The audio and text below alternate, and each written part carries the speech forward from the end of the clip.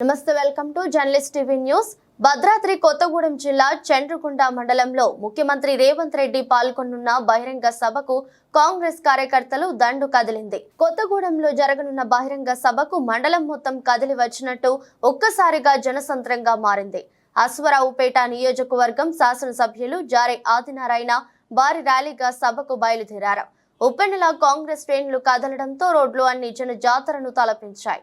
Khammam parliament అభ్యర్థి రామసాయం రఘురాం రెడ్డిని కని విని ఎరుగని మెజారిటీతో గెలిపించాలని నినాదాలు చేశారు। ఎమ్మెల్యే జారే ఆదినారాయణ నేతృత్వంలో కాంగ్రెస్ పార్టీ అభిమానులు కార్యకర్తలు కొత్తగూడెం జన జాతరకు తరలి వెళ్లారు।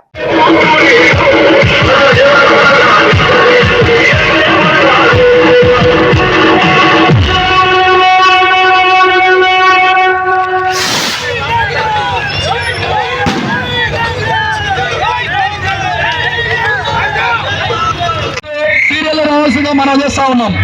దయచేసి అందరూ కూడా సమన్వయం పాటించి క్రమశిక్షణగా కాంగ్రెస్ కార్యకర్తలు అంటేనే క్రమశిక్షణ విధంగా ఉండాల్సిందిగా మనం చేస్తా ఉన్నాం। అందరూ కూడా క్రమశిక్షణగా అందరూ కూడా ఒక లైన్ లో రావాల్సిందిగా మనం చేస్తా ఉన్నాం। దయచేసి అందరూ కూడా క్రమశిక్షణగా రావాల్సిందిగా మనం చేస్తా ఉన్నాం।